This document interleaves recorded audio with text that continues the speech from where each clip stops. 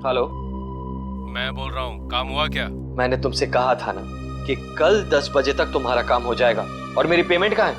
Payment मिल जाएगा तुम्हें। कितनी बार कहा मैंने तुमसे कि मुझे आधे पैसे एडवांस चाहिए और बाकी का काम खत्म होने के बाद। काम करो, पैसा तुम्हें मिल जाएगा। फोन रखो तुम।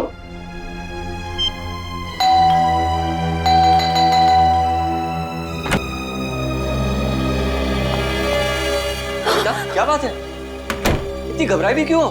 कविता,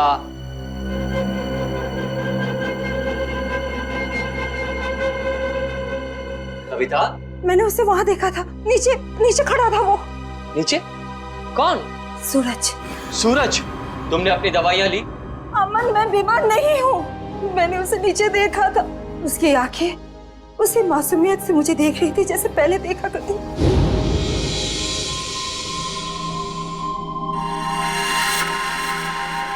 सूरज, सूरज तुम वापस आ गए? मैं जानती थी कि तुम आओगे। ये खून? सूरज, सूरज, सूरज! मैंने आवाज भी दी उसे। मेरे इन हाथों से उसे छूना चाहती थी, उसे आशीर्वाद देना चाहती थी, लेकिन जब तक मैं उसके पास पहुंची वो गायब हो गया। कविता, ये सब तुम्हारा वहम है। मैं जानती थी कि तुम यही कहोगे। मैं जानती थी आपको यकीन नहीं होगा। अरे आप ही क्या, कोई भी मेरा यकीन नहीं करेगा। लेकिन ये बात सिर्फ आज की नहीं है, पिछले कई दिनों से मैं देख रही हूँ। वहाँ देखिए, देखिए उस घर में। कविता, बस बस। अरे पिछले 1 साल से उस फ्लैट में कोई नहीं रहता है। ठीक है, आपको यकीन नहीं हो रहा है ना, तो आप 5 मिनट रुकिए। वो वहीं आएगा, उसी घर में जरूर आएगा, आपको जरूर दिखेगा वो। ओके, 5 मिनट ना? ठीक है, रुकते हैं 5 मिनट। देखो सूरज, कहाँ हो तुम?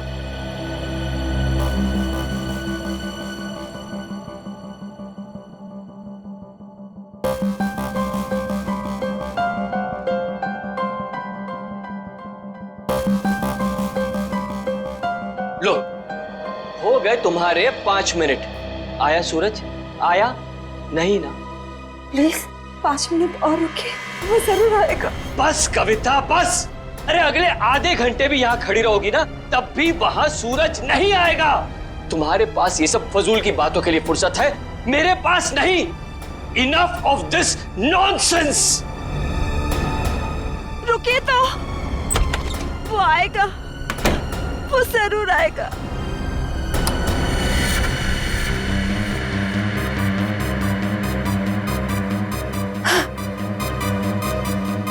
अमन, अमन जल्दी आइए। सूरज, वो देखिए सूरज।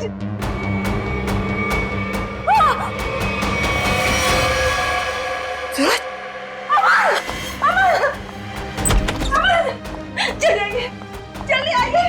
अरे अमन, सूरज गिर गया। कविता, आइए जल्दी, आइए। वो छत से गिर गया है, मैंने अपनी आंखों से देखा है। चलिए जल्दी। कविता क्या कर रही हो? अरे सबके सामने तमाशा मत करो प्लीज। अरे हमें सूरज को बचाना है। सूरज, सूरज! क्या हुआ मेम साहब? आप इस तरह चिल्ला क्यों रही हैं? कहाँ है सूरज? सूरज कहाँ गया? कौन सूरज मेम साहब? इस विंग में तो इस नाम के कोई भी साहब नहीं रहते। अमन, अमन मेरा यकीन करिए, सूरज को मैंने ऊपर बालकनी से गिरते हुए देखा था। यही गिरा था वो। देखो, यहाँ तो कोई भी नहीं है कोई दिख रहा है? नहीं ना? कविता, क्या कर रही हो तुम? मेम साहब, जरूर आपने कोई बुरा सपना देखा होगा मेम साहब। नहीं, ना ही मैंने कोई सपना देखा है और ना ही मेरा ये कोई वहम है। मैंने उसे अपनी आंखों से देखा है, समझे तुम? कविता, कविता, बस करो तुम।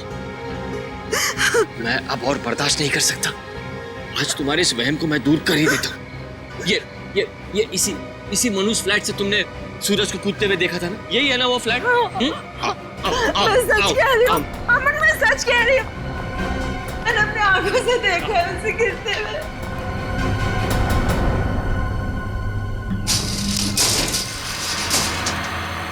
ये लो, अपनी आंखों से देख लो, यहाँ ताला लगा हुआ है। कविता, मैंने तुमसे कहा ना कि ये फ्लैट 1 साल से बंद पड़ा हुआ है। मेम साहब, साहब बिल्कुल ठीक कह रहे हैं। ये घर पिछले 1 साल से बंद ही पड़ा हुआ है। नहीं, ये तुम सबकी चाल है। मेरे साथ ऐसा घिनौना मजाक करके तुम लोग मुझे गलत साबित करना चाहते हो। कविता, मैं तुम्हारा पति हूँ, कितना प्यार करता हूँ मैं तुमसे। क्या मैं तुम्हारे साथ ऐसा करूंगा? हाँ, इसका पता तो अब सीआईडी लगाएगी। तुम भी ना कविता, हद करती हो बस। हमारी किसी की बात तुम्हारे समझ में नहीं आती। अब सीआईडी को बुलाने की क्या जरूरत थी? कविता जी आप हैं? जी मैं हूँ। आप ही ने हमें फोन करके बुलाया? मैंने किया था आप लोगों को फोन। तो बताइए क्या हुआ यहाँ पर? मैं आपको बताता हूँ सर। कविता आप क्या कौन है? मैं अमन, कविता का पति और सूरज का फैमिली लॉयर। सूरज, वही जिसने छलांग लगाकर खुदकुशी की? हाँ वही। कविता जी मैं कह रहा हूँ आपसे, ये फ्लैट पिछले 1 साल से खुला नहीं है। हम आप सीआईडी का वक्त बर्बाद कर रही हैं। वैसे आप कौन है? मैं इस सोसाइटी का सेक्रेटरी। सोसाइटी के सेक्रेटरी है? तो फिर सेक्रेटरी साहब, अगर कविता जी ने किसी को छलांग लगाकर खुदकुशी करते हुए देखा है तो उसकी तहकीकात करना हमारा फर्ज है, समझे आप? अब हमारा वक्त बर्बाद करने की चिंता मत कीजिए। फ्लैट कहाँ है बताइए। जी ये चाबी है आपके पास? जी। तो खोलिए। कविता जी आप देख सकते हैं यहाँ सारा सामान ढका हुआ है, कोई यहाँ कैसे आएगा? यहाँ की साफ सफाई तक नहीं हुई है। सेक्रेटरी साहब, आप थोड़ी देर के लिए अपना मुंह बंद रखेंगे और सीआईडी को अपना काम करने दीजिए, ठीक है? जैसा आप ठीक समझे। हाँ तो कविता जी बताइए, कल रात को आपने सूरज को कहाँ पर देखा? जी वहाँ उस बालकनी में। बालकनी?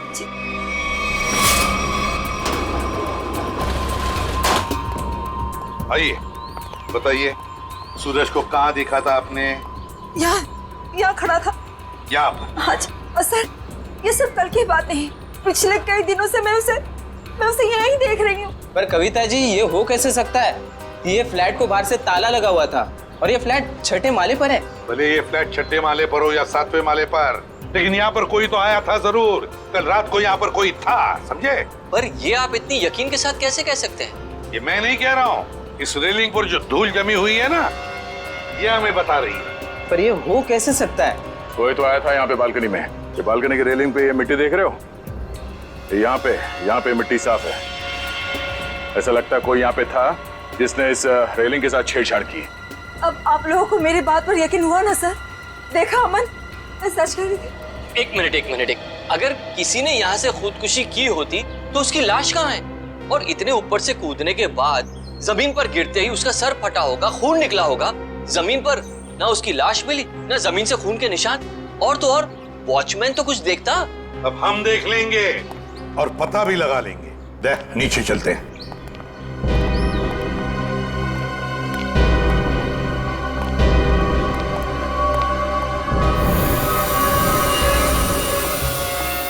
आश्रय, कोई खून के निशान दिख रहे क्या? नहीं सर, अब तक तो यहाँ कुछ नहीं मिला है।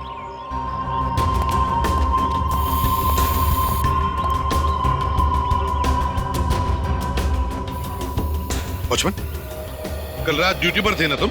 साहब नहीं था। तो फिर तुमने देखा कैसे नहीं किसी को ऊपर से गिरते हुए? साहब रात में मैं ही यहाँ पे बैठा हुआ था। ये मेम साहब अचानक यहाँ आई और बोलने लगी कि सूरज ऊपर से कूद गया। अच्छा एक बात बताओ, कल कोई अनजान आदमी आया था कल रात को यहाँ इस विंग में? नहीं साहब, इस विंग में जो लोग रहते हैं वही लोग आए थे साहब। आप चाहें तो मैं आपको रजिस्टर भी दिखा सकता हूँ साहब। सर हाँ? सर खून के कोई ट्रेसेस नहीं मिले वहाँ पे। ऐसे कैसे हो सकता है? आप लोगों को कुछ सबूत मिला है ना बालकनी में किसी की मौजूदगी का? मैं सच कह रही हूँ सर, मेरा यकीन कीजिए। कविता जी, हम आपका पूरा विश्वास कर रहे हैं, आप सच बोल रही हैं। मैं तो सच बोल रही हूँ, लेकिन मुझे लगता है कि ये लोग झूठ बोल रहे हैं। क्या मतलब? शायद ये लोग मुझे झूठा साबित करना चाहते हैं। लेकिन क्यों गलत साबित करना चाहते हैं ये लोग? ऐसा ही है सर, मेरे आने से पहले इन लोगों ने लाश को ठिकाने लगा दिया होगा, खून भी साफ कर दिया होगा। मेरा यकीन कीजिए, मैं सच बोल रही हूँ। कविता, तुम सबके सामने पतंग खड़ा कर रही हो। एक मिनट सर, आप नहीं सर, मैं सच बोल रही हूँ। सर, आप मेरी पत्नी की बातों को ज्यादा गंभीरता से मत लीजिए। दरअसल उसका दिमागी इलाज चल रहा है। दिमागी इलाज चल रहा है? क्यों, किस लिए? उसे हेलुसिनेशंस होते हैं सर। उसे ऐसे लगता है जैसे सब लोग उसके खिलाफ हैं। और जिस सूरज की वो बात कर रही है ना, उसकी तो 1 साल पहले मौत हो चुकी है। सूरज की मौत 1 साल पहले हुई थी? जी। अच्छा, और फिर भी इस बात का तो नजरअंदाज नहीं कर सकते ना कि आपकी पत्नी कविता ने किसी को ऊपर से छलांग लगाकर खुदकुशी करते हुए देखा है। एक बात बताइए, सूरज की मौत हुई कैसे थी? सर, सूरज ने फ्लैट से कूदकर आत्महत्या कर ली थी। वैसे आप कौन है? मैं सूरज का चचेरा भाई प्रतीक और ये मेरी पत्नी नताशा। एक बात बताइए, सूरज ने आत्महत्या क्यों की? सर, सूरज को अपने पिता से बहुत लगाव था और उनकी मौत के बाद उसके पास जिंदा रहने का कोई मकसद ही नहीं बचा था। कविता जी, एक बात बताइए, क्या आपने 1 साल पहले सूरज को कूदते हुए देखा था अपने घर से? तभी मैं इस शहर में नहीं थी सर। मेरे वापस आने के बाद मुझे बताया गया था, लेकिन मुझे यकीन ही नहीं हुआ। माँ बाप की मौत हर बच्चों के लिए बहुत बड़ा सदमा होती है, लेकिन इसका मतलब ये नहीं है कि आप अपनी जिंदगी का अंत ही कर दो। सर, मैं पूरे यकीन के साथ कह सकती हूँ कि सूरज जिंदा था। पिछले कई दिनों से मैं उसे देख रही थी। कविता, सर आप यकीन कीजिए सर। बस करो, तुम्हारी तबीयत ठीक नहीं है। हाँ, चलो घर चलो, तुम्हारे आराम का वक्त हो गया। अमन, मैं सच क्या है? एक्सक्यूज मी सर, सर, चलो चलो चलो चलो मेरे साथ, चलो। अमन, मैं सच बोल रही। सर, कविता आंटी को सूरज की मौत का बहुत गहरा सदमा लगा है, इसलिए उसके कूदने का दृश्य उनकी आंखों के सामने बार बार आता रहता है। सर, कविता आंटी की अपनी कोई संतान थी नहीं और वो सूरज को अपने बेटे समान मानती थी। सूरज को हॉस्पिटल कौन ले गया था? मैं, नताशा और अमन अंकल, हम तीनों मिलकर लेकर गए। सर, मैं भी था। आप? शेखर, सूरज के पिता का बचपन का दोस्त। कौन से हॉस्पिटल ले गए थे सूरज को? Sir, city hospital. City hospital. Suraj की मौत 1 साल पहले हुई है, तो पता लगाना पड़ेगा कि लोकल पुलिस स्टेशन का कौन सा ऑफिसर उस केस को देखता था, और फिर उससे लेकर सिटी हॉस्पिटल जाना पड़ेगा। 16 दिसंबर 2012 की रात थी जब सूरज को इस हॉस्पिटल में लाया गया था। काफी नाजुक हालत थी उसकी, कंधा टूट गया था उसका, सर पे भी गहरी चोट आई थी। लग नहीं रहा था कि वो बचेगा। लग नहीं रहा था? बिल्डिंग से कूद के उसकी मौत हो गई थी ना? मौत? नहीं सर, इस हॉस्पिटल के डॉक्टर इतने काबिल थे, उन्होंने उसको बचा लिया था। क्या सूरज जिंदा है? नहीं सर, वो मर चुका है।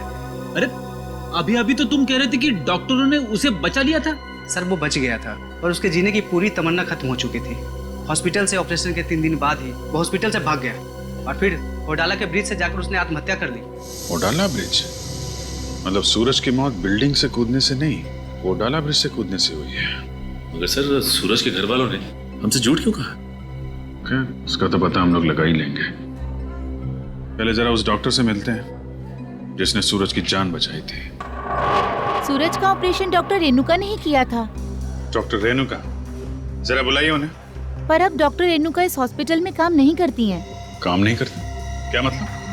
सर, जिस दिन सूरज हॉस्पिटल से भाग गया था उस दिन डॉक्टर रेणुका भी हॉस्पिटल में आखिरी बार ही दिखी थी। सर, हो सकता है डॉक्टर रेणुका ने ही मदद की हो सूरज की हॉस्पिटल से भागने में, क्योंकि इतनी गहरी चोट लगने के बाद कोई आदमी अकेले तो भाग नहीं सकता। ठीक है। जब सूरज का ऑपरेशन हो रहा था तो आप भी थी ना ऑपरेशन थिएटर में? हाँ सर, सूरज का बच पाना तो लगभग असंभव था, मगर डॉक्टर रेणुका ने तो कमाल कर दिखाया। उन्होंने सूरज की जान बचा ली। हॉस्पिटल में सब लोगों ने उनकी तारीफ भी की थी। जब सूरज इतना घायल था तो वो हॉस्पिटल से भागा कैसे? आपके हॉस्पिटल की सिक्योरिटी ठीक नहीं लगता है? पता नहीं सर कैसे भाग गया। डॉक्टर रेणुका ने तो उन्हें नींद का इंजेक्शन भी दिया था। लगभग 3 घंटे तक तो उन्हें होश ही नहीं आना चाहिए था। ठीक है, आप जरा हमें रेणुका जी के सारे डिटेल्स दीजिए, सारे रिकॉर्ड्स। ओके सर, मैं अभी लेकर आती हूँ। रेडी? पता करो उस रात सिक्योरिटी में कौन था, लेके आओ। सचिन, आप इनके साथ होडाला ब्रिज जाओ, देखो कहां से छलांग मारी थी उस सूरज ने। सर आइए। आदे? नहीं, अभी तो मैं हॉस्पिटल में ही हूँ। हाँ, कुछ हैरत अंगेज चीजें पता चली है, मिलके बताता हूँ मैं। Okay bye. सर, उस रात ये वॉचमैन ड्यूटी पे था। एक घायल आदमी हॉस्पिटल से भाग गया है? ड्यूटी पे सोते हो क्या? साहब, मैंने उसे रोकने की पूरी कोशिश की थी, लेकिन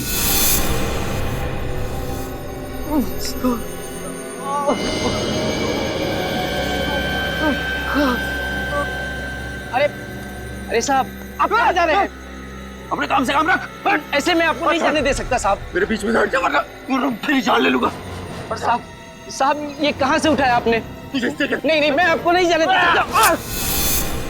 ये देखिए साहब, उस चोट का निशान आज तक है। सूरज ने होडाला ब्रिज से कूद के आत्महत्या की और ये बात उसके घर वालों ने हमसे छुपाई है। तो ऐसा राज है जिस पर वो लोग पर्दा डालने की कोशिश कर रहे हैं।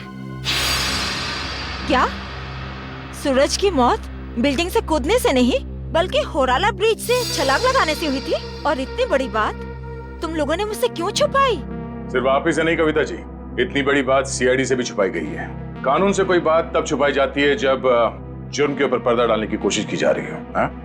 वो ये बात हमने कविता से इसलिए छुपाई थी, हम नहीं चाहते थे कि कविता सूरज के वापस लौटने की झूठी उम्मीद में जिए। जी हाँ सर, मौत बिल्डिंग से कूदकर हुई हो या फिर होडाला ब्रिज से छलांग लगाकर, सच तो ये है कि सूरज अब कभी भी लौटकर वापस हमारी जिंदगी में नहीं है। माना सूरज ने होडाला ब्रिज से नीचे छलांग लगाई, मगर किसी को उसकी लाश मिली? हाँ? तो आप लोग इतने यकीन के साथ कैसे कह सकते हैं कि सूरज मर चुका है? मैं जानती थी कि सूरज जिंदा है और वो वापस जरूर आएगा। हे भगवान, तेरा लाख लाख शुक्र है, वो वापस आएगा। इसीलिए हमने ये बात कविता से छुपाई, क्योंकि हम नहीं चाहते थे कि ये सूरज की वापसी की झूठी आस में बंधी रहे। अब आपने इसे सब कुछ सच सच बताकर इस बेचारे की बची कुची जिंदगी में भी जहर घोल दिया। तुम मेरे पति नहीं हो, दुश्मन हो दुश्मन। तुमसे मेरी खुशी देखी नहीं जाती, मेरा सुख तुमसे बर्दाश्त नहीं होता। बोलो, क्यों छुपाया था मुझसे? कविता जी संभालिए। छोड़िए, अब तो खुश है ना आप लोग हमारे घर में झगड़ा लगाकर? आपके घर के झगड़े से ज्यादा जरूरी फिलहाल हमें यह जानना है सूरज जिंदा है या नहीं। और अगर वो जिंदा नहीं है तो फिर कौन है वो आदमी जो नकली सूरज बनकर ये खेल खेल रहा है? अच्छा, ये है डॉक्टर रेणुका, इसने बचाया सूरज को। हाँ सर, इनके घर पे पूछताछ करने पे इनके नौकर ने बताया कि हॉस्पिटल की नौकरी छोड़ने के 1 हफ्ते बाद ये सिंगापुर चली गई थी। हॉस्पिटल से नौकरी छोड़ने के बाद ये सिंगापुर चली गई, तो फिर कभी न कभी तो वापस आती होगी। नहीं सर, वापस आना तो दूर की बात है, इन्होंने एक फोन तक नहीं किया। अरे, एक फोन तक नहीं किया? बड़ी अजीब बात है।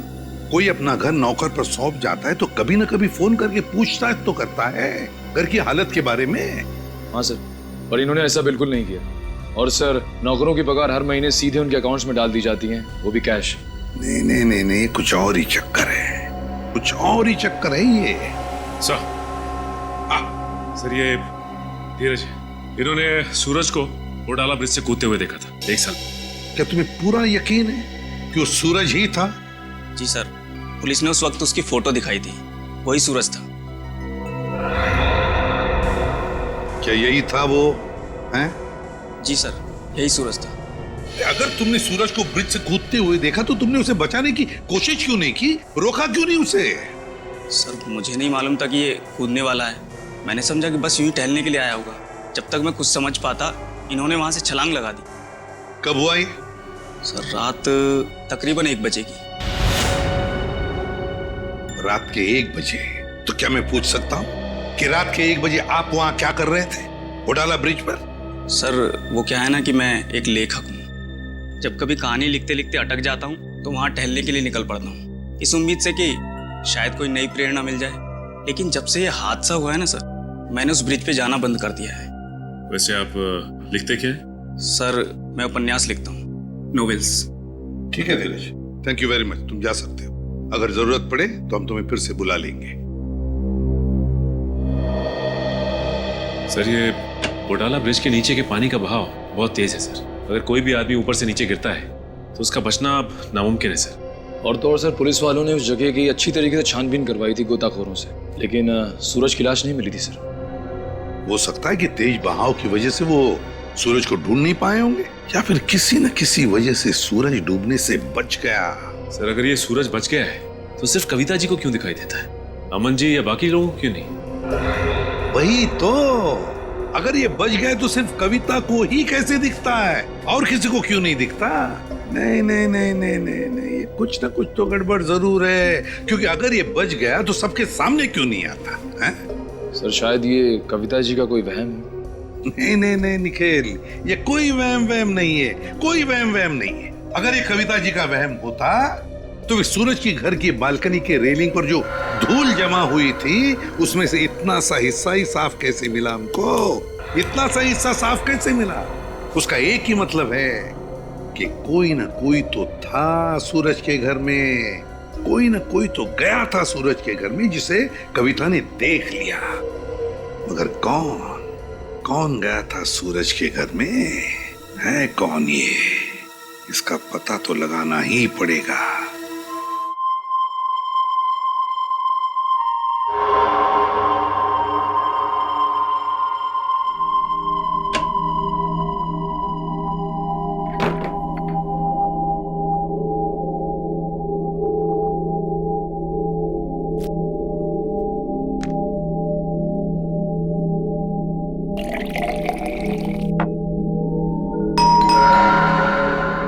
इस वक्त कौन हो सकता है?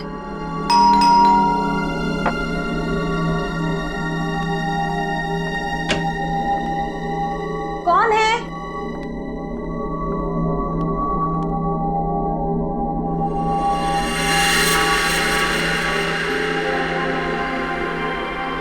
सूरज, सूरज, आज सबके मुंह पे ताला लग जाए। हाँ, सूरज, अब कहाँ चले गए? सूरज कहाँ? सूरज बंद करो ये मजाक, कहाँ हो तुम? सूरज आ जाओ अभी। सूरज, मेरी आंखें तरस गई है तुम्हें देखने के लिए। सूरज, सूरज कहाँ हो सूरज तुम? सूरज, सूरज। कविता आंटी, सूरज तुम ऊपर जा रहे हो ना? आप ठीक हो ना? मुझे तुम्हारे कदमों की आवाज आ रही है। सूरज रुक जाओ। आप ऊपर क्यों जा रही हो? सूरज रुक जाओ, रुक जाओ सूरज। कविता आंटी, इस वक्त आप छत पर क्यों जा रही है? सूरज, सुना ही नहीं होगा। सूरज, सूरज, मैं जानती हूँ कि तुम छत पर आके छिपे हो। देखो, अब अच्छे बच्चे की तरह वापस आ जाओ। अब मेरे सब्र का और इम्तिहान मत लो सूरज। कहाँ हो तुम? अब अगर तुम 5 गिनने तक बाहर नहीं आए ना, मैं तुमसे कभी बात नहीं करूंगी। 1, 2, 3, 4।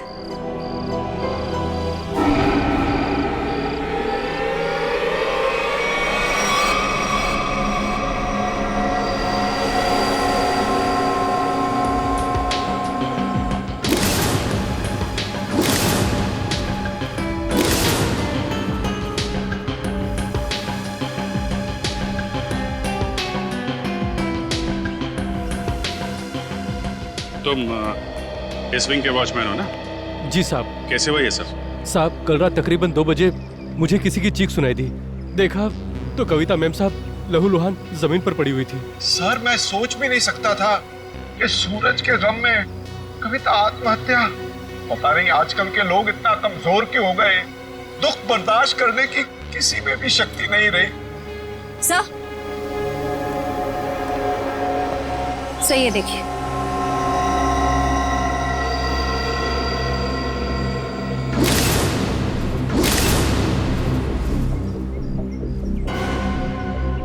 ये बात है।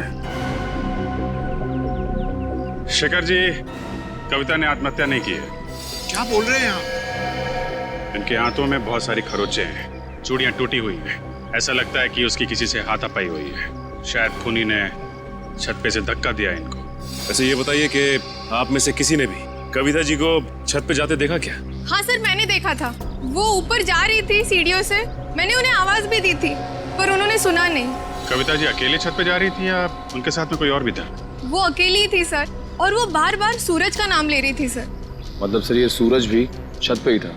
हो सकता है, या फिर वो आदमी जो सूरज बनने का नाटक कर रहा है। ये अमन जी नहीं दिखाई दे रहे? कहाँ है वो? पता नहीं जी, सुबह से उसका नंबर ट्राई कर रहा हूँ लेकिन फोन ऑफ है। सर, वो घर पे भी नहीं है। शायद ऑफिस में हो। ऑफिस के नंबर पे डायल करके देख, कहाँ है वो? कल रात कोई अनजान आदमी आया था यहाँ पे? नहीं साहब, मैंने किसी को नहीं देखा। सो रहे थे क्या?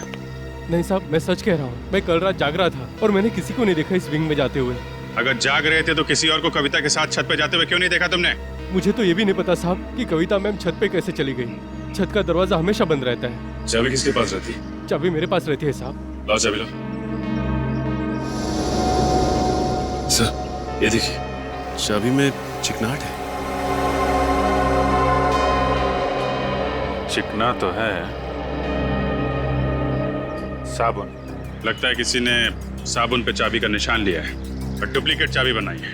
नहीं साहब, मैंने किसी को चाबी नहीं दी थी साहब।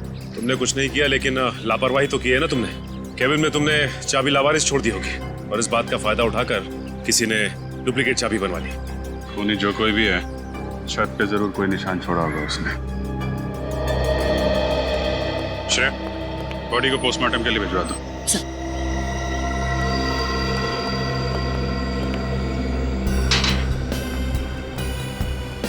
यहां से गिरी है।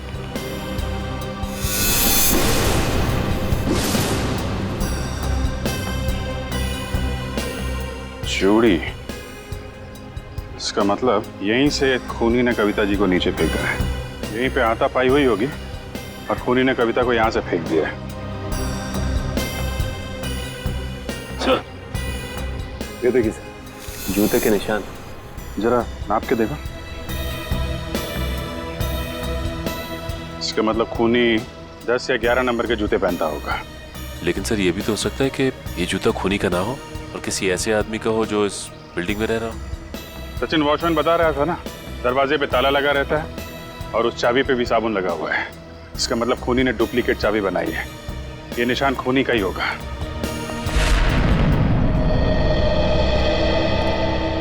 क्या पता चला ऑफिसर? सर, उनके ऑफिस ने बताया कि अमन जी कल दिल्ली जाने वाले थे कॉन्फ्रेंस के लिए, लेकिन वो दिल्ली पहुंचे ही नहीं। दिल्ली पहुंचे ही नहीं? हाँ सर, उनकी फ्लाइट की टिकट ही बुक थी, लेकिन वो मुंबई एयरपोर्ट तक ही नहीं पहुंचे। सर, कहीं ऐसा तो नहीं कि अमन जी ने ही कविता जी को? कैसी बात कर रही हैं आप?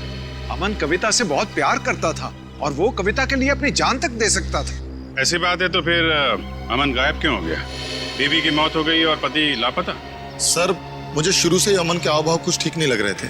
क्या मतलब? सर, अमन जी शुरू से ही हमारे परिवार के वकील रह चुके हैं। सूरज के माता पिता की मौत के बाद उन्होंने कभी किसी को बताया ही नहीं कि जायदाद का बंटवारा कैसे होगा। सर, मुझे लगता है अमन के दिल में खोट है। वो खुद ही सारी जायदाद हड़पना चाहता है। और हो सकता है कविता आंटी को सूरज बन के डराने के खेल में उन्हीं का हाथ हो। खैर, अमन इसमें शामिल है कि नहीं ये तो हम लोग पता लगा ही लेंगे, लेकिन ये बात तय है कि ये सारा खेल जायदाद की वजह से ही रचा जा रहा है। सूरज अगर बिल्डिंग में आया था तो आसपास जरूर किसी ने देखा होगा। हाँ सर, सामने पान की दुकान है सर। अरे भाई सुनो। आइए साहब, 4 पान लगा देता हूँ। मैडम के लिए मीठा पान, चेरी वाला। अरे नहीं, पान बाद में खाएंगे, थोड़ी बात कर लेते हैं पहले। हाँ जी, कहिए। अच्छा, ये बताइए कि आपकी दुकान कितने बजे तक खुली रहती है? सुबह 9 से रात के 11 बजे तक। क्या आपने इस आदमी को कल इस इलाके में देखा था? अरे आप लोग तो ऐसे बातें कर रहे हैं जैसे आप लोग सीआईडी वाले हैं। ठीक पहचाना आपने? अरे आप तो सचमुच में सीआईडी वाले हैं। देखा था इसको? जी साहब, कल रात को इस आदमी को देखा था। ठीक से याद है तुम्हें? कोई धोखा तो नहीं हो रहा? जी साहब, मेरी नजर 6x6 की है, कभी धोखा नहीं खाती। मतलब सर, सूरज जिंदा है? इसका मतलब वो जो जूतों के निशान हमें बिल्डिंग की छत पे मिले थे वो सूरज के थे और उससे नहीं कविता को मारा है। मतलब सर, ये जुर्म अमन और सूरज दोनों मिलके कर रहे हैं। ये भी तो हो सकता है कि कविता जी का खून सूरज ने किया और अमन को जबरदस्ती ले गया अपने साथ। लेकिन सर, कविता जी तो सूरज के लिए उनकी माँ की तरह थी, फिर उन्होंने कविता जी को छत से क्यों गिराया होगा? साहब, क्या इस आदमी ने किसी को छत से धक्का दे दिया? शायद किसी का खून किया है इसने। और कुछ जानते हो इस आदमी के बारे में? जी साहब, इसने अपनी कार गलत जगह पार्क की थी। टोइंग वाला आया और कार उठा के लेके चला गया। कहाँ पे पार्क की थी गाड़ी? वहाँ साहब, वहाँ खड़ी थी। XYZ 040925। पता लगा किसके नाम पे रजिस्टर्ड है ये कार? अच्छा, वो सर, इस सूरज का ठिकाना मिल गया, वरना ये आदमी तो अपनी टो हुई गाड़ी लेने भी नहीं आया है। और आता भी कैसे? चोरी की गाड़ी जो थी, एक एक कदम फूक फूक के रख रहा है ये सूरज। हाँ सर, और छुपने के लिए भी उसने एक ऐसा ठिकाना चुना जो एक एनआरआई का। हाँ, एक एनआरआई का, एक ऐसा आदमी जो महीनों तक अपनी घर की हालत देखने के लिए आता तक नहीं। यहाँ पे ताला लगा हुआ है। बोल दो।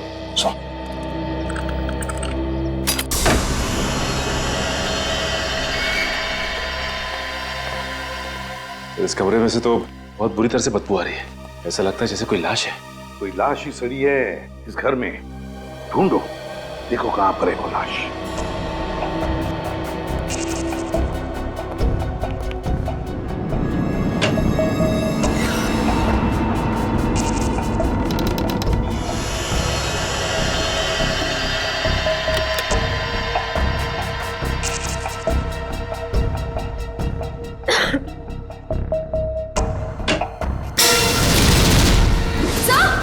हाँ सर जल्दी आइए।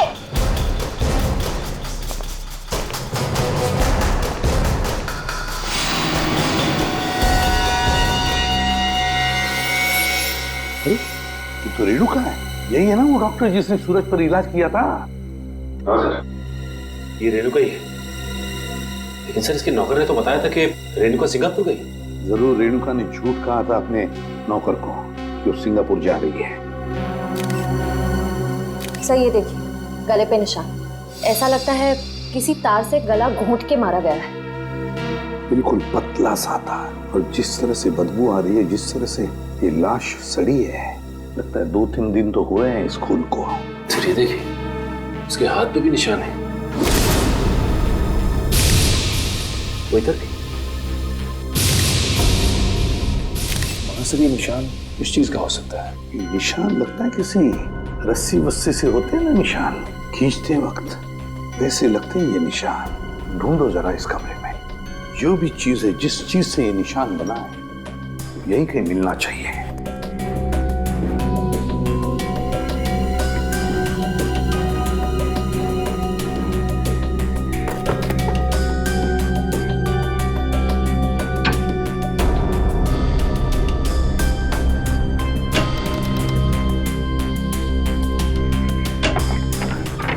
माय गॉड सचिन, ये देखो क्या है यहाँ पर कबर्ड में। डमी।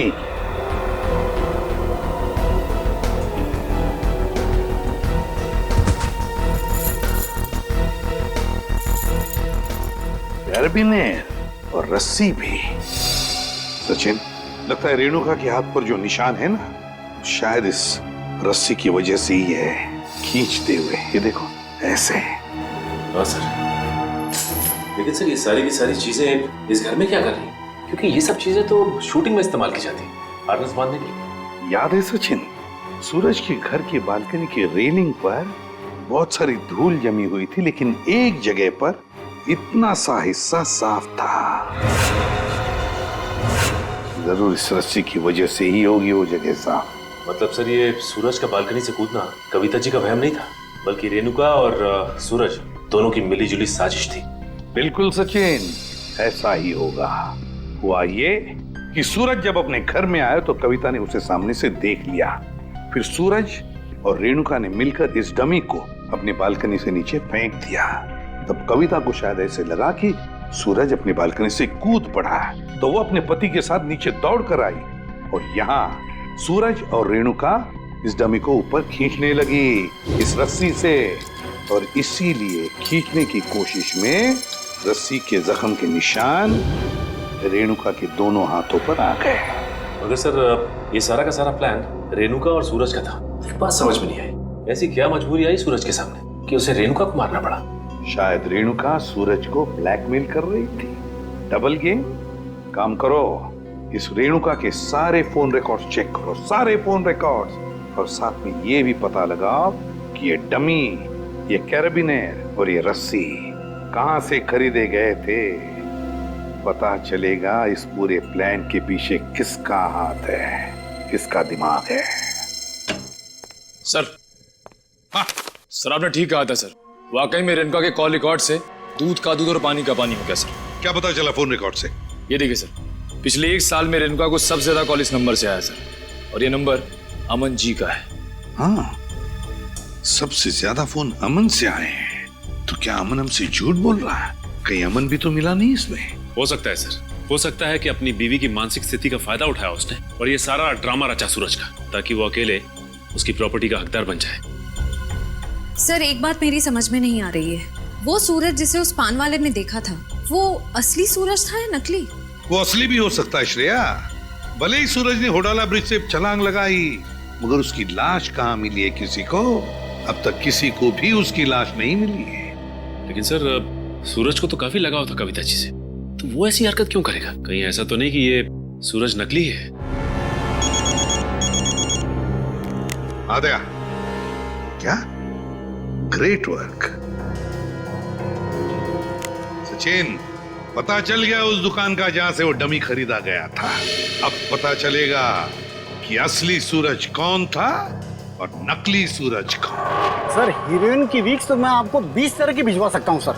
आप सुनिए तो सर, पर आपकी एक्ट्रेस इतनी सनकी है, उसे एक भी वीक पसंद नहीं आता सर।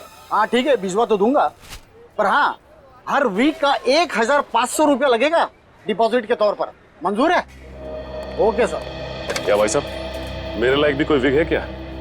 क्यों नहीं सर, एक मिनट। हाँ सर, आपकी पर्सनैलिटी को देख के ये विग जचेगा सर। नहीं, मेरे हिसाब से इनके ऊपर ये विग सूट करेगी, और मेरे ऊपर ये वाली, और फ्रेडी तुम्हारे ऊपर ये थोड़े लंबे बाल चाहिए ना, इनके ऊपर ये वाला जचेगा। सर ये कैसा मजाक है? मजाक नहीं, हम लोग सीआईडी से हैं। सीआईडी? जी हाँ। कौन आया था इनमें से आपके पास? नहीं सर, कोई नहीं आया था सर। ध्यान से देखो, हो सकता है इनमें से कोई आदमी ये डमी लेने आया हो। हाँ सर, ये डमी तो वो आदमी किराए पर लेकर गया था सर, और वापस आ ही नहीं सर। कौन था वो आदमी? सर एक मिनट, मैं देख के बताता हूँ। अब मिल गया, धीरज नाम था उसका सर। सर उस आदमी का नाम भी तो धीरज था ना, जिसने सूरज को ब्रिज से कूदते हुए देखा था। अच्छा भाई साहब, ये उस आदमी के चेहरे पे कोई कटा हुआ निशान था क्या? हाँ सर, ऐसा ही कटा हुआ निशान था सर। तो ये धीरज भी शामिल है इस षड्यंत्र में, अमन और रेणुका के साथ। रेडी, पता लगाओ इस धीरज का मोबाइल इस वक्त कहाँ पे है। अरे वो पिक्चर देखी है मैंने यार, बहुत घटिया है। अरे क्या बात कर रहा है यार, वो पिक्चर इतनी घटिया कैसे हो सकती है भाई? उसका डायरेक्टर जाना माना है, और गाने जबरदस्त, एकदम जबरदस्त हैं। कानून के गाने भी बहुत जबरदस्त होते हैं। कानून के गाने? आप लोग, अरे अभी गाना शुरू नहीं किया, कहाँ जा रहे हो? अरे सुनो तो। अरे अब सीधे सीधे बता ना। बताता। सूरज के ब्रिज से गिरने की मैंने मनगढ़ंत कहानी सुनाई थी। क्यों बनाई थी? क्योंकि मुझे इस काम के लिए 1 लाख रुपए दिए गए थे। 1 लाख रुपए? किसने दिए थे? उसका नाम है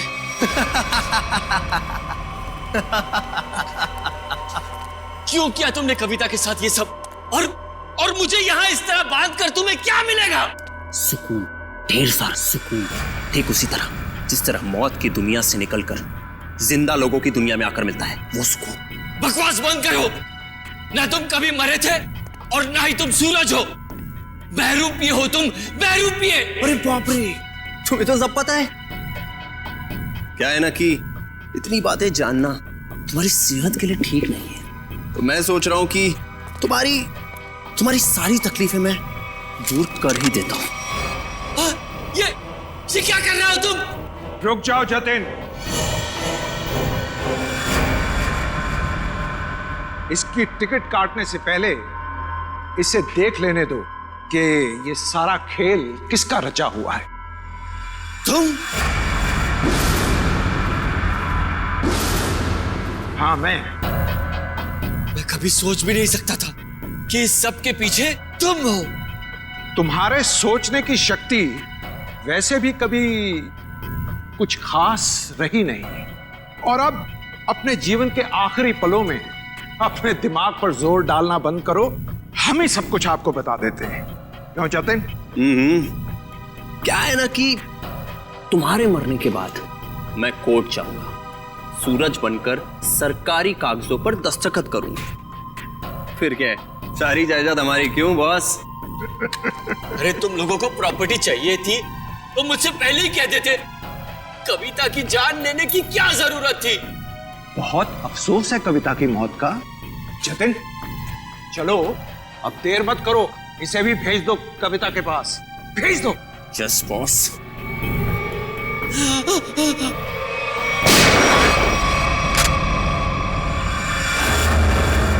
सब कुछ सुन लिया हम लोगों ने। अगर बाकी मुजरिम भी आप लोगों की तरह अपना जुर्म अपने आप कबूल कर लें तो सीआईडी का काम काफी आसान हो जाएगा। क्यों शेखर जी, आपका क्या कहना है?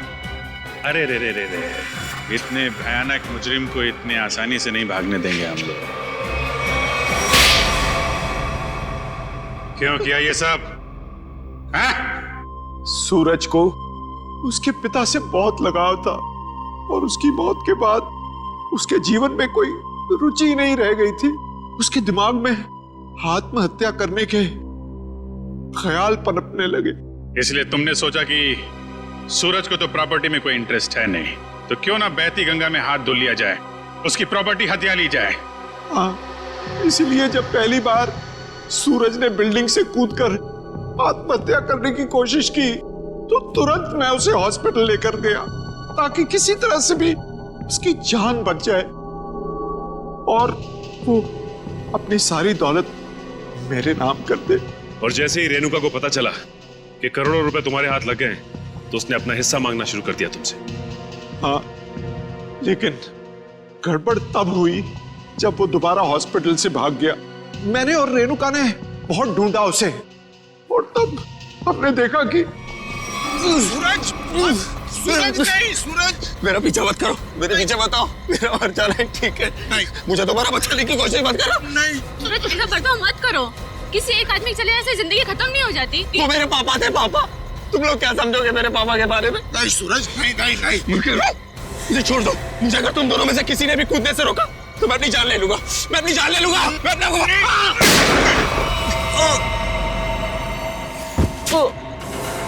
क्या सूरज को तुमने मार डाला? जानबूझकर नहीं मारा, गलती से गोली चल गई थी और फिर उसकी लाश को हमने नीमवाड़ी के जंगल में दफना दी। और फिर धीरज को तुमने अपना झूठा गवाह बना लिया ताकि कानून को गुमराह कर सको। हाँ, और जब हमें जतिन मिला जो सूरज का हम शक्ल था तो मुझे ऐसा लगा कि शायद कुदरत यही चाहती है कि मैं करोड़ों का मालिक बनूं, वरना ऐसा संयोग क्यों होता? कुछ संयोग इसलिए होते हैं कि ताकि अपराधियों को उनके किए हुए की सजा मिल सके। तुम दोनों फांसी की तैयारी करो, फांसी होगी तुमको, फांसी।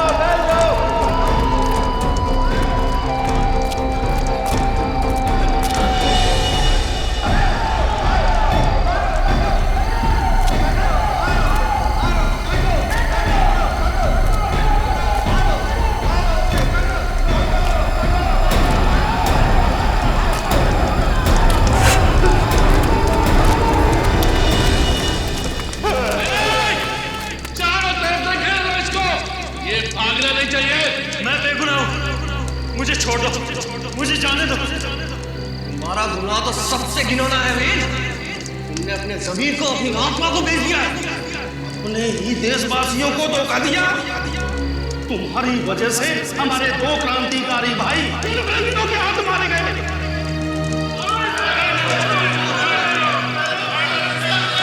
ये सच नहीं है। मैं अपने देश से प्यार करता हूँ। ये धरती मेरी माँ है। झूठ बोल रहे हो तुम। हमारे पास सबूत है कि तुम देशद्रोही हो।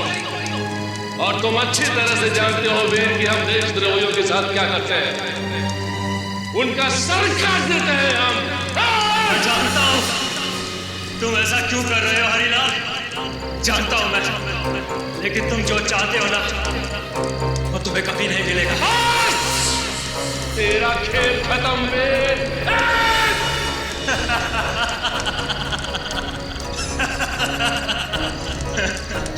इस जन्म में तो तुम सब लोग जीत गए, लेकिन ये सब खत्म नहीं हुआ। मैं वापिस आऊंगा अपने अपमान का बदला लेने और तुम सबको मार डालूंगा, तुम सबको मार डालूंगा।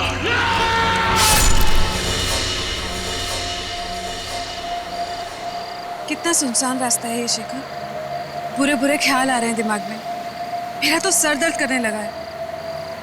नेहा, बस हम थोड़ी देर में पहुंच जाएंगे। मेरा गांव बहुत प्यारा है, तुम्हें यहाँ बहुत अच्छा लगेगा। 20 एकड़ की जमीन है हमारी यहाँ। इसका मतलब हम यहाँ पर अपना एक हॉलिडे होम बना सकते हैं। वैसे ख्याल बुरा नहीं है। हाँ। ये क्या हो रहा है शेखर? क्या हुआ शिखर? पता नहीं, गाड़ी क्यों रुक गई? गाड़ी स्टार्ट नहीं हो रही है। मैं चेक करता हूँ।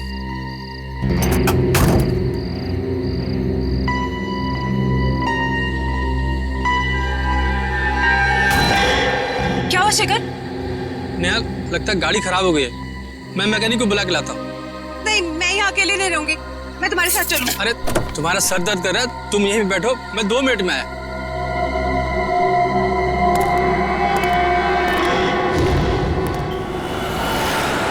कभी कभी यूँ अच्छी फिल्म देखकर इतना मजा आता है ना, लेकिन काम से फुर्सत कहाँ। यार आज फुर्सत है ना। अभी लंच पे चलते हैं, या अगर घर का खाने का मन हो तो एक काम करते हैं, मेरे घर चलो, मैं तुम्हें कुछ अच्छा सा बना के खिलाता हूँ। तुम बनाओगे? सीरियसली? हाँ, मैंने सीख लिया है, मेरे पास खाना बनाने की बहुत सारी बुक्स हैं। ओह, सो कूल। अरे यार, ये सही टाइम पे कौन डिस्टर्ब कर रहा है? दया। हाँ दया। यार मैं एक छोटे से केस के सिलसिले में थोड़ा बाहर आया हूँ। नहीं, एक छोटा केस है यार, सॉल्व होते ही मैं आता हूँ। मैं पहुँच रहा हूँ ब्यूरो में, आधे घंटे में पहुँच रहा हूँ। Oh yeah, this is like really bad. Anya? Hi, पहचाना? Tarika! सालों! Oh my God, I can't believe it. It's you. Oh God, after so many years, yeah. Abhijit, ये है आन्या, मेरी कॉलेज फ्रेंड, और आन्या, ये है अभिजीत। नमस्ते जीजा जी। जी। पागल, शादी नहीं हुई है अभी तक। Anyways, अब तू बता, तू क्या कर रही है? मैं सीआईडी के साथ काम कर रही हूँ as a forensic expert. Wow, forensic expert! Oh my god, तेरा जॉब कितना इंटरेस्टिंग होगा।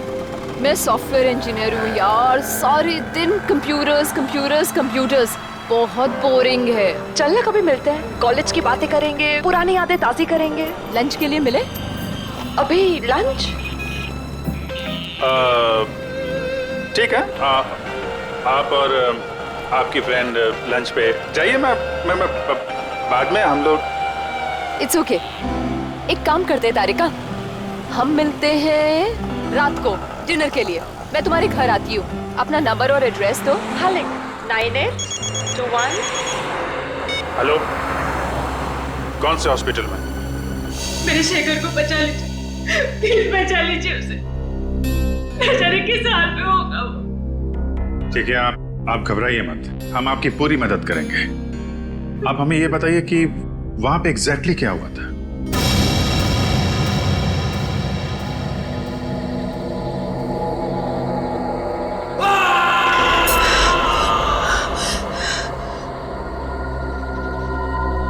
एक घंटा हो गया, शेखर अभी तक नहीं आया।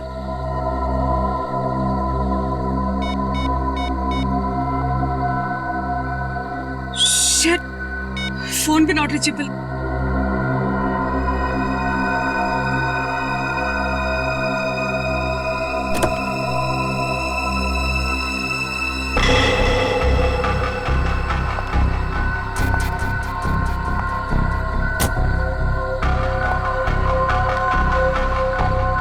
शेखर!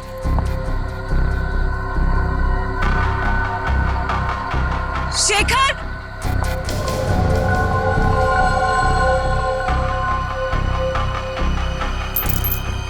शेखर की गाड़ी यहाँ क्या?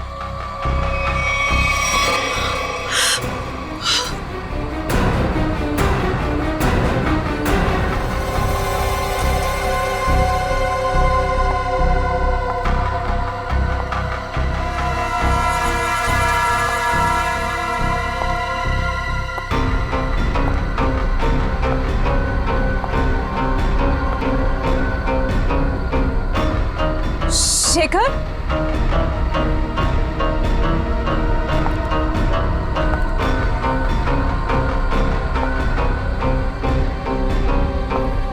शेखर!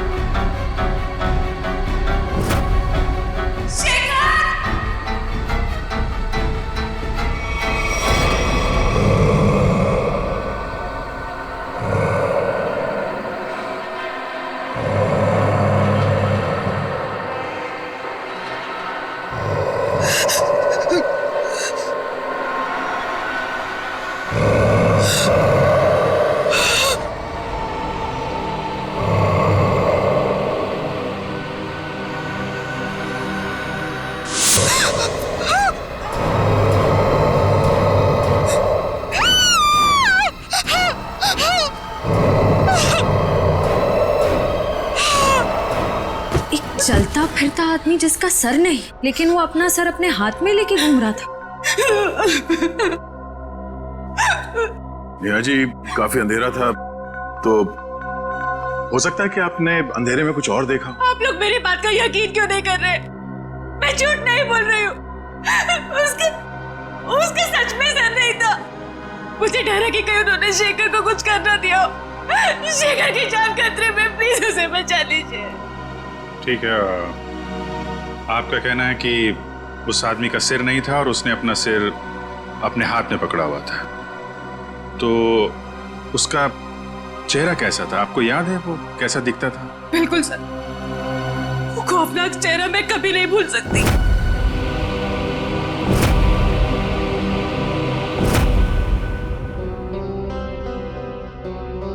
ठीक है, हम एक स्केच आर्टिस्ट को यहाँ भेजते हैं।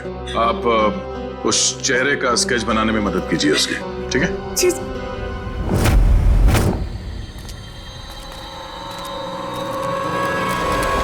तो ये है वो खून जो नेहा जी ने देखा था, और उसके बाद वो शेखर को ढूंढते ढूंढते इस दरवाजे से अंदर गई थी।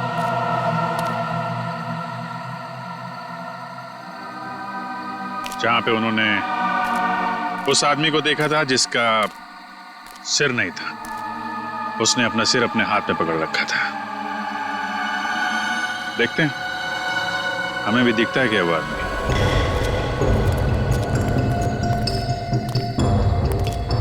सच, उस तरफ देखो। हेडी कैफे सर, चला के देखो। सर, ऑन नहीं हो रहा। ऐसा लगता है इसकी बैटरी डिस्चार्ज हो गई है सर। बैटरी नहीं? नहीं सर। सर, हाँ सचिन, यहाँ पे कुछ है। निखिल, गाड़ी में जाओ, इसको चार्ज करो।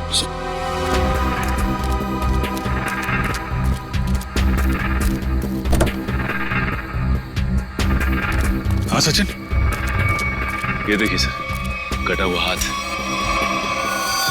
हाथ? नहीं, ये हाथ शेखर का तो नहीं है।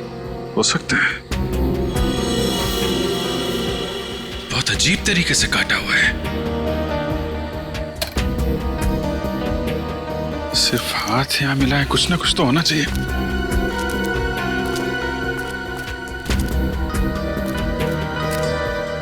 ठीक है,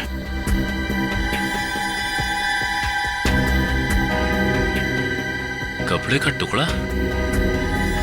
कपड़े का फटा हुआ टुकड़ा, यहाँ पे कटा हुआ हाथ।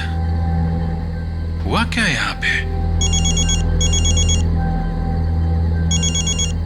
पानी गिल।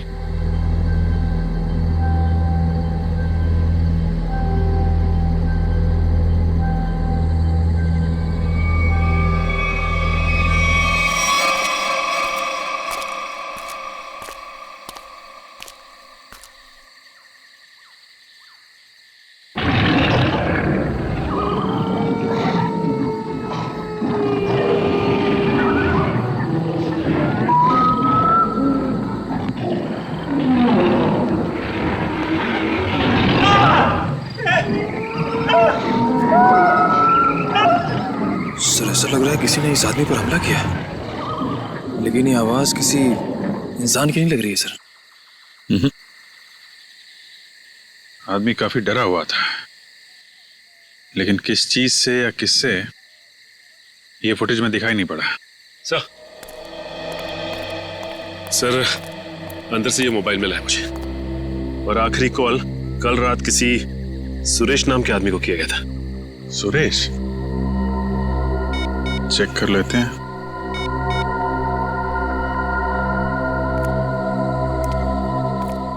हेलो, माफ कीजिएगा, मैं अमर नहीं बोल रहा हूं जी। मैं सीनियर इंस्पेक्टर अभिजीत बोल रहा हूं, सीआईडी से। देखिए, अभी तो मैं आपको कुछ बता नहीं सकता। सुरेश जी, एक काम कीजिए, कल सुबह आप सीआईडी ब्यूरो आ सकते हैं? Okay okay, thank you. ये सुशीलपुरी गांव वालों से भी मिलते हैं, देखते हैं उनका क्या कहना है इस कटे सिर वाले आदमी के बारे में। कुछ पता चला ये आदमी कौन है? नहीं सर, हमारे डेटाबेस में इसका कोई रिकॉर्ड नहीं है। एक काम करो, इस स्केच को हमारे सारे खबरियों को और सभी पुलिस स्टेशन में भिजवा दो। ये पता लगाना बहुत जरूरी है ये चेहरा है किसका। सर, ये सुरेश जी है। उस फुटेज में जो आदमी था वो इनके लिए काम करता था। क्या काम करता था? सर, मैं एक टेलीविजन सीरियल प्रोड्यूसर हूँ और हमारे सीरियल में सर हम अजीबोगरीब घटनाएं, आत्मा, उनसे जुड़ी कहानियां और उनके पीछे की सच्चाई दर्शकों के सामने रखते हैं। अमर हमारे इसी सीरियल का एंकर था और सर जब वो लापता हो गया तो हमने पुलिस में मिसिंग रिपोर्ट भी दर्ज की थी। अरे वाह, फिर तो अमर बड़ा ही बहादुर आदमी होगा ना? जी हाँ सर, उसे किसी चीज से डर नहीं लगता था और वो सच्चाई को सामने लाने के लिए उन जगहों पर एक खुफिया कैमरा छुपा देता था। ओह, सर तभी हमें कैंप साइट पर एक खुफिया कैमरा मिला था। अमर शायद अपने टीवी शो का फुटेज शूट कर रहा होगा। बड़ी अजीब बात है, उस जंगल के इलाके से दो लोग गायब हो गए। आखिर ऐसा है क्या उस जंगल में? एक काला साया है इस जंगल में, अद्भुत आत्मा पिछले 90 सालों से भटक रही है। एक मिनट चाचा, क्या हुआ क्या था 90 साल पहले? पिताजी बता रहे थे कि अंग्रेजों की फौज में वीर नाम का भारतीय गुप्तचर था। गांव वालों को और स्वतंत्रता सैनिकों को जब उसकी असलियत का पता चला तो उन्होंने उसको देशद्रोही घोषित करके उसका सर धड़ से अलग कर दिया। लेकिन बाबा, ये 90 साल पुरानी कहानी का शेखर के गायब होने से क्या लेना देना? बदला, उसके साथ जो अन्याय हुआ था ना, उसका बदला लेने के लिए उसकी आत्मा दोबारा प्रकट हो गई। फिर से मतलब? जब उसकी हत्या हुई थी ना, तो उसके कुछ दिन बाद ही मेरे पिताजी और 3 गांव वाले अचानक गायब हो गए, वापस लौट कर नहीं आए। ये इतिहास दोहराया जा रहा है, लोग फिर गायब होना शुरू हो गए हैं। और लगता है उस आत्मा ने अपनी शक्ति का प्रकोप दिखाना शुरू कर दिया है। सर प्लीज, आप इनकी बातों पर ध्यान ना दीजिए। ये पुराने ख्यालात के आदमी है, इसीलिए ये सब भूत प्रेत वगैरह में विश्वास रखते हैं। जिस जगह पर ये हादसा हुआ है वो जंगल यहाँ से 10 मिनट की दूरी पर है। हम में से किसी ने भी किसी के चीखने और चिल्लाने की आवाज नहीं सुनी है। क्यों गाँव वालों? वो आ चुका है अपनी मौत का बदला लेने के लिए। सब मरेंगे, कोई नहीं बचेगा। ये खजाना किसी को नहीं मिलेगा। सब खत्म हो जाएंगे, सब खत्म हो जाएंगे, सब खत्म हो जाएंगे।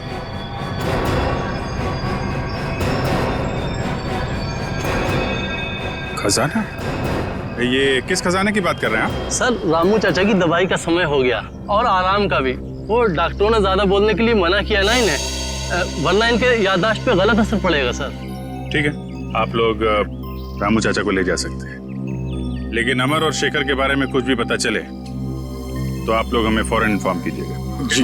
चलिए चाचा। चलिए चाचा। चलिए। जंगल से जो हाथ तुम लोगों को मिला है वो हाथ शेखर का नहीं है, अमर का। ये आप इतने यकीन के साथ कैसे कह सकते हैं? अमर की डीएनए रिपोर्ट और उसका क्रिमिनल रिकॉर्ड हमारे क्रिमिनल डाटाबेस में है और इस हाथ का डीएनए उस रिकॉर्ड से मैच होता है। इसका मतलब अमर हो गया सालूम के साथ? मगर जंगल में अभी तक हमें उसकी लाश नहीं मिली है फ्रेडी। एक बात और, अमर का हाथ किसी तेज हथियार से नहीं काटा गया है, क्योंकि उसके हाथ पर ऐसा कोई निशान नहीं है जिससे बात साबित हो सके। सर, तो फिर खूनी ने हाथ को शरीर से अलग कैसे किया? उखाड़ लिया। उसका हाथ किसी ने बहुत ताकत से उखाड़ कर शरीर से अलग कर दिया। और एक बात, जंगल से मिले इस कपड़े की जांच की है मैंने। ये कपड़ा बहुत पुराना है, 1920 के जमाने के आसपास का। पर सर, कोई 1920 के जमाने के कपड़े क्यों पहनेगा? श्रेया, ये भी एक सवाल है, मगर फिलहाल मैं ये बताऊं कि इस कपड़े के टुकड़े पर मुझे बारूद के ट्रेसेस मिले। ऐसा बारूद जो ब्रिटिश फौज अपनी बंदूक की गोलियों में इस्तेमाल करती थी। सर, उस बुजुर्ग आदमी ने कहा था कि वीर फिरंगी सेना में था और 1920 में बहुत भयानक मौत मरा था। और ये कपड़ा भी 1920 साल के कपड़े। वीर जी की आत्मा वापस आ गई है और वो लोगों के खून करके अपना बदला ले रही है। सर, ये सब किसी का षड्यंत्र है। सच्चाई जानने के लिए हमें सबसे पहले ये पता करना होगा कि 1920 में एग्जैक्टली हुआ क्या था। सर, एक वेल नोन हिस्टोरियन है मिस्टर प्रशांत। उन्होंने 20वीं सदी के ब्रिटिश राज पर कई किताबें लिखी हैं और उस जमाने के स्वतंत्रता सेनानियों पर रिसर्च भी किया है। हम उनसे जाकर मिल सकते हैं। तुम ठीक कह रही हो श्रेया। हमें फौरन इस प्रशांत जी से मिलना होगा और हमें यह भी पता करना होगा कि शहर में से कितने लोग हैं जो ये हथियार और पुराने पिस्तल इकट्ठा करते हैं। हो सकता है उन्हीं में से कोई गुनहगार हो। 90 साल पहले उस गांव में क्या हुआ था, हमें उसके बारे में पता करना है। 90 साल पहले? हाँ, इस बारे में मैंने सुशीलपुरी गांव और उसके आसपास के इलाकों में स्वतंत्रता सेनानी के ऊपर काफी रिसर्च की है और एक किताब भी लिखी है। हम इसके बारे में जानना चाहते हैं। आप पहचानते हैं? ये चेहरा तो जाना पहचाना लग रहा है। एक मिनट।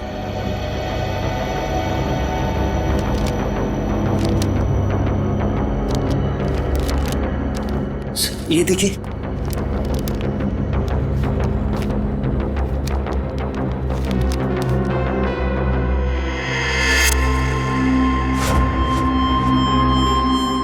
सर, ये तो स्केच वाला ही आदमी।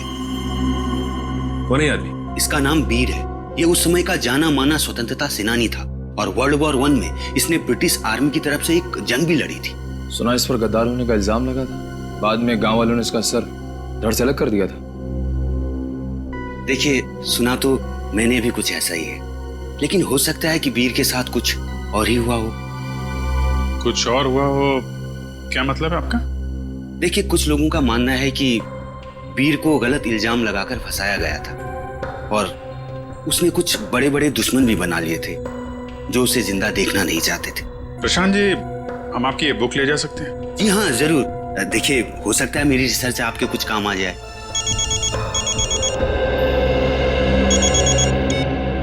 आश्रय, रणविजय जी को पुरानी बंदूकें रखने का शौक है। ठीक है, मिल लेते हैं।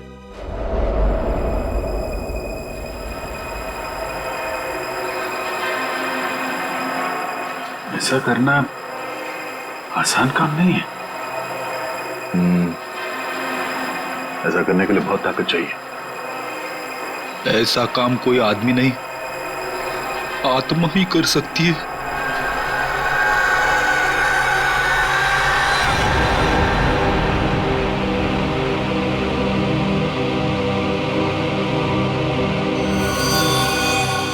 सर, हमें तो लग रहा था कि सबके पीछे रणविजय का हाथ है, पर अब किसी ने ऐसे ही मार दिया। एक काम करते हैं, घर की अच्छी तरह से तलाशी लेते हैं। मैं इसे फॉरेंसिक लैब भेजने का इंतजाम करता हूँ।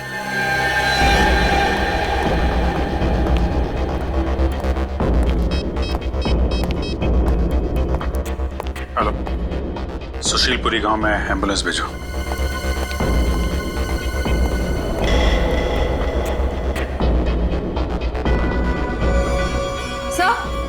सर, ये 2 गन्स मिली हैं। काफी पुरानी लगती है। लगता नहीं इससे काफी टाइम से फायर हुआ है। नहीं, ये बारूद मिला क्या? सर, जहाँ ये गन्स मिली वहां तो कोई बारूद नहीं था। आसपास चेक करो, देखो कहीं छुपा के रखा हो। सर, चेक मिला है सर, रणविजय के नाम का। 15 लाख रुपए का चेक, वो भी कल की तारीख का है। इतनी बड़ी रकम का चेक किसने दिया होगा रणविजय को, और क्यों? जगदीश जी, आपने रणविजय को 15 लाख रुपए का चेक दिया है। इतनी मोटी रकम किस लिए? सर, रणविजय जी से हमने कुछ पुश्तैनी सामान खरीदा था, उसी के एवज में हमने ये चेक दिया था। ओह, क्या हम वो चीजें देख सकते हैं? सॉरी सर, वो सारी चीजें बिक गई हैं। सारी चीजें बिक गई? जी। किसने खरीदी ये चीजें? सर, एक मैडम जी आई थी, उन्होंने रणविजय जी की सारी चीजें खरीद ली। कौन कौन मैडम है, आप जानते हैं? सर, मैं उन्हें नहीं पहचानता, वो यहाँ फर्स्ट टाइम आई थी। अच्छा, उसके बारे में और कुछ बता सकते हैं? कैसी दिखती थी, कितनी उम्र होगी, क्या नाम बताया था उन्होंने? सर, उन्होंने अपना नाम रश्मि बताया था। ये कोई 25-26 की रही होंगी। काला चश्मा पहन रखा था और स्कार्फ बांध रखा था। सर मतलब ये जो भी हैं अपनी पहचान छुपाना चाहती हैं। अच्छा, ये पेमेंट कैसे की थी? कैश से दिया था। सर अब इस लड़की के बारे में पता कैसे करेंगे? सर, यहाँ पर जो भी सामान खरीदता है हम उसकी एक फोटो निकाल लेते हैं अपने रेफरेंस के लिए। Very good. सर, आपको याद होगा एक बुजुर्ग आदमी ने हमें खजाने के बारे में कुछ कहा था। हाँ तो? सर मैंने प्रशांत जी के घर पे जितनी भी किताबें हैं सबको ध्यान से पढ़ा ताकि हमें ये मालूम पड़े कि खजाने की कहानी असली है कि गलत। तो खजाने की बात सुनकर तुम्हारी नींद उड़ गई है? हाँ सर मुझे एक बुक में से मालूम पड़ा कि फिरंगियों ने हमारी प्रजा से बहुत सारे कीमती हीरे जवाहरात चुराए थे सर, और उन्हें कहीं छुपा दिया था। और तो और सर, उस रेजिमेंट में जितने भी सैनिक थे सबकी एक एक करके मौत हो गई सर, और खजाना कभी मिला ही नहीं। और तुमने ये भी पढ़ा होगा कि वीर उस रेजिमेंट का एक हिस्सा था। हाँ सर, वीर को इस खजाने के बारे में पूरी जानकारी थी। इसका मतलब है प्रशांत जी सही कह रहे थे, किसी ने जानबूझकर वीर को फंसाया, उसे मौत के घाट उतारा ताकि वो लोग खजाने को लूट सकें। सर, मुझे तो लगता है शेखर जी का गायब होना और रणविजय जी की मौत ये खजाने की चक्कर भी हुई है। सर, एक खास बात पता चली है। उस किताब में लिखा हुआ है कि सालों पहले वीर जी को मारने के फैसले के पीछे 3 लोगों का हाथ था। ये 3 लोग कौन है? सर, उनके नाम थे हरिलाल, भूषण और जोगिंदर। उनके परिवार के बारे में मैंने छानबीन की तो पता चला कि हम उनके पोतों को जानते हैं। हम उनके पोतों को जानते हैं? हाँ सर, पहले हैं शेखर जी जो गायब है, दूसरे हैं रणविजय जी जिनकी मौत हो चुकी है, और तीसरे हैं मदन लाल जी। इसका मतलब सर, खूनी उन लोगों के परिवार को मारना चाहता है जिन्होंने सालों पहले वीर जी को मारा था, जिनमें से एक गायब है और एक की मौत हो चुकी है। सर, अगर ऐसी बात है तो खूनी के अगले शिकार मदन लाल जी। हाँ श्रेया, एक मिनट। हेलो, मदन लाल जी है घर में? जी नहीं साहब। कहाँ गए? वो अभी बाहर गए साहब। कब? अभी। कैसे गए वो? गाड़ी से साहब। गाड़ी का number? SD08JH6611। Okay, thank you. Madan Lal ji अपने घर से निकल गए शहर के लिए, हमें जल्द से जल्द किसी भी हाल में उन्हें रोकना होगा।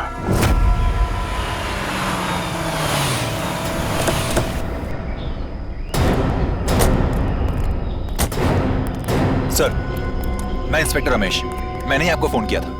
मदन लाल जी की गाड़ी कहाँ है? सर, इस तरफ जंगल में। चलिए दिखाई। आइए सर।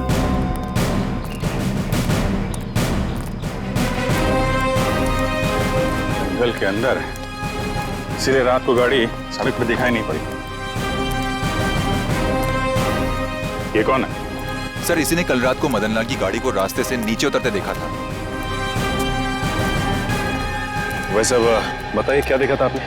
मैं अपने घर जा रहा था सर, मदन लाल जी की गाड़ी मेरी गाड़ी के आगे आ गई थी।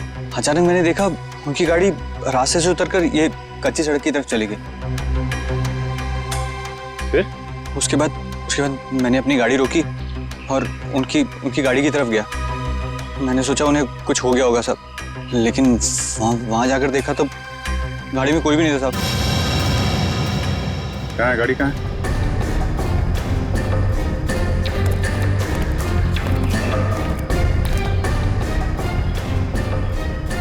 हाँ सर, सर ये देखिए, इसे देख के लगता है जैसे यहाँ से किसी को घसीटा गया है ऊपर की तरफ। मतलब यहाँ पे मदन लाल जी की खूनी के साथ हाथापाई हुई है और फिर जंगल में ऊपर घसीट के ले गया उनको। सचिन, सर्च पार्टी बुला, पूरा जंगल छान मारो, देखें क्या मिलता है।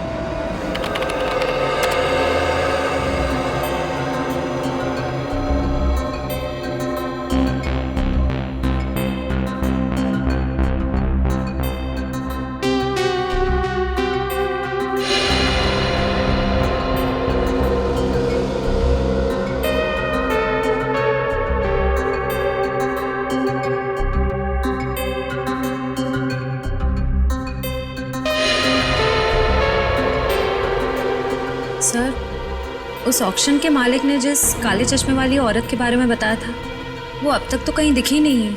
इसका मतलब है वो औरत जानबूझकर अपनी फोटो खिंचवाना नहीं चाहती थी। एक मिनट श्रेया, ये फोटो फिर से दिखाना, पीछे लो। अब इसको जूम करो।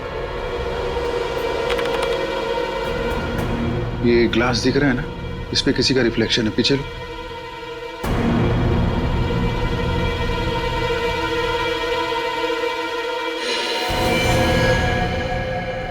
ये है वो काले चश्मे वाली औरत। लेकिन इस औरत को तो, इसको मैंने कहीं देखा है, अभी हाल में ही देखा है। अन्या, तारिका की सहेली। तारिका की सहेली? हाँ, कल ही मिला हूं इससे मैं। कल? हाँ। अरे जब वो तुम्हारा फोन आया था ना, तो मैं उसी के साथ था। अच्छा, तुमने तो मुझसे कहा था कि किसी केस के इन्वेस्टिगेशन के लिए गए थे तुम। हाँ? केस? हाँ, नहीं इन्वेस्टिगे, ऐसा कहा था मैंने। वो छोड़ो यार, वो इस केस पे ध्यान दो। ये देखो, ये तारिका की सहेली अन्या, इसका इस केस से क्या लेने देना? ये तो अन्या बताएगी। अन्या? आन्या? अन्या?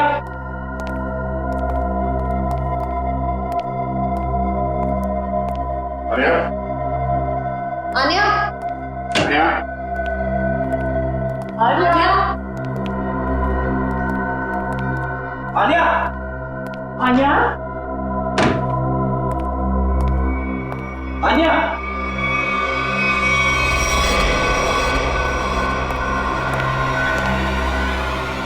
सर?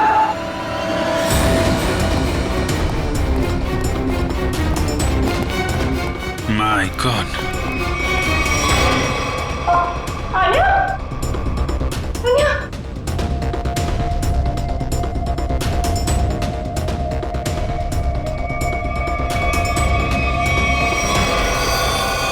मतलब ये अन्या किसी के लिए काम करती थी या फिर किसी के साथ? लेकिन सर, वो है कौन?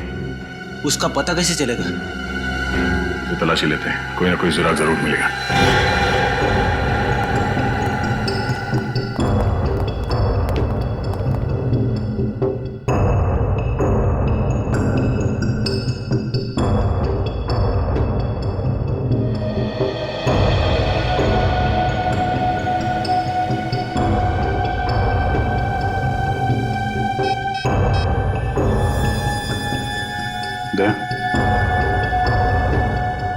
अन्या के मोबाइल में अमर की फोटो, लगता अमर भी शामिल था इस षड्यंत्र में।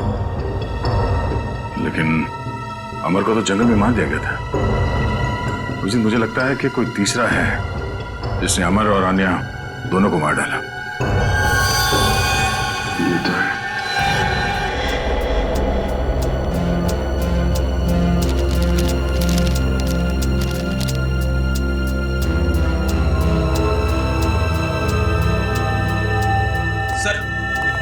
ये वीर जी की डायरी मिली, शायद इसमें से कुछ पता चले।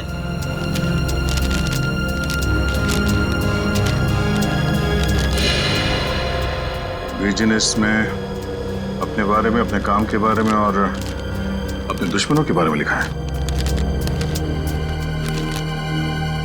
ये क्या? ये एच और सर, इसका क्या मतलब हो सकता है? एच? मैंने अभी भी एक किताब देखी यहाँ पे जिस पे एच लिखा हुआ था, 1920। ये ना तो कोई नंबर है और ना ही कोई अल्फाबेट। ये आड़ा टेढ़ा क्या लिखा है? है तो ये कोई कोड ही। कोड? एच।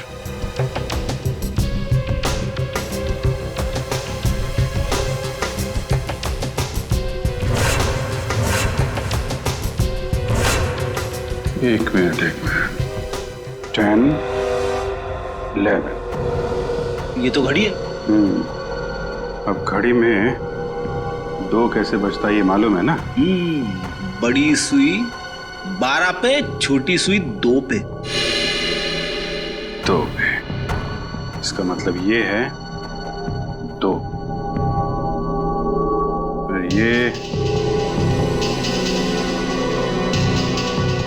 7, 7, और ये है 5। H275। मतलब अभिजीत, ऑथर हैरिसन के इस किताब के पेज नंबर 275 में कुछ होना चाहिए।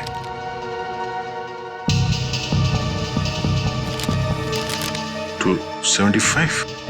ये पेज तो खाली है, इस पे तो कुछ नहीं है।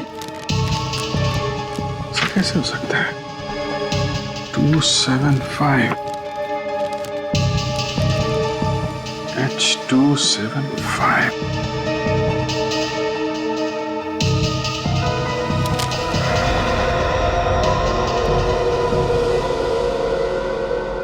हेयर ड्रायर,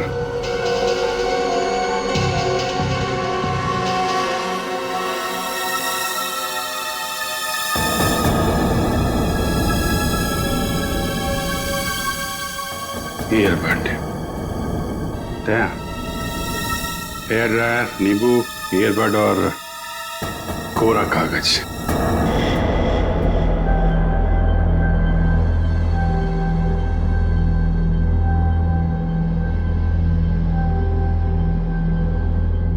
अरे वाह, नींबू निचोड़ने के लिए काम आता है ये तो पता था, लेकिन आज पता चल रहा है कि नींबू के बहुत सारे फायदे हैं। गुणकारी नींबू।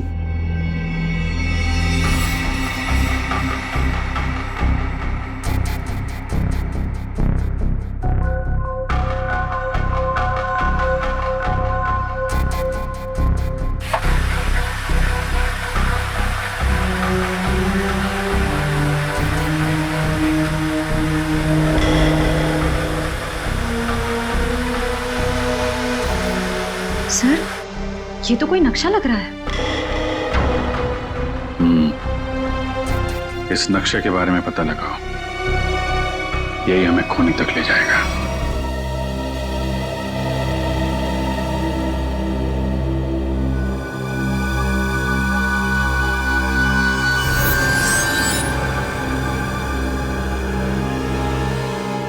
सर, इस नक्शे पर जो वी का निशान बना है वो यही गुफा है, भंडारा की गुफा।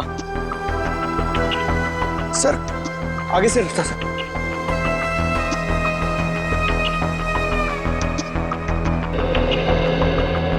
सर, नक्शे के हिसाब से खजाना यहीं कहीं होना चाहिए सर। तो फिर यही देखते हैं। एक काम करो, चारों तरफ फैल जाओ, देखो कुछ मिलता है क्या।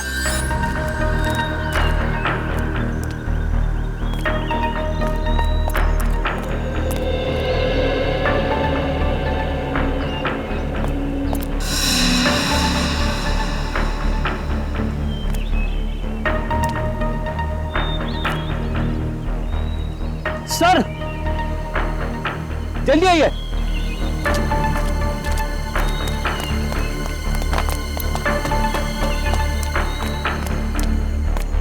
ये देखिए सर, इस पत्थर पे बिल्कुल वैसा ही निशान है जैसा इस नक्शे में है।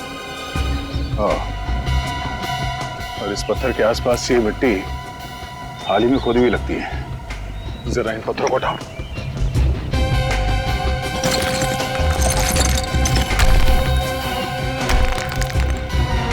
संभाल के पत्थर को हटा के देखते हैं।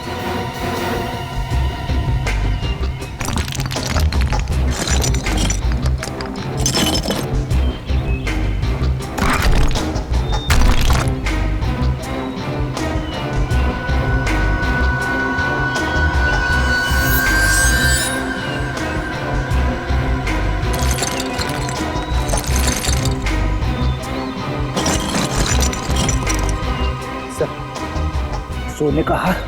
इसका मतलब कोई खजाना हमसे पहले ले गया। और सर, भागते भागते हार यहीं छूट गया सर। खजाना लेके शायद जंगल की ओर गया होगा। चलो।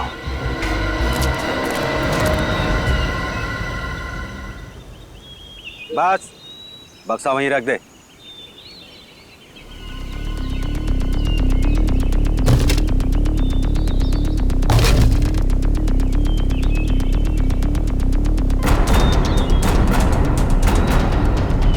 शुक्रिया अमर।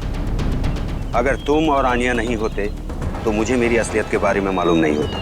प्लीज प्लीज देखो, गोली मत चला, मैं तुम्हारे हाथ जोड़ता हूँ। मैंने तुम्हारा क्या बिगाड़ा है? कुछ नहीं, तुम मेरे खिलाफ आखिरी गवाह हो जिसे ये सब मालूम है कि सारे खून मैंने किए। प्लीज प्लीज मैं तुम्हारे हाथ जोड़ता हूँ, मुझे जाने दो प्लीज। प्लीज नहीं, मुझे जाने दो प्लीज, मैं हाथ जोड़ता हूँ प्लीज।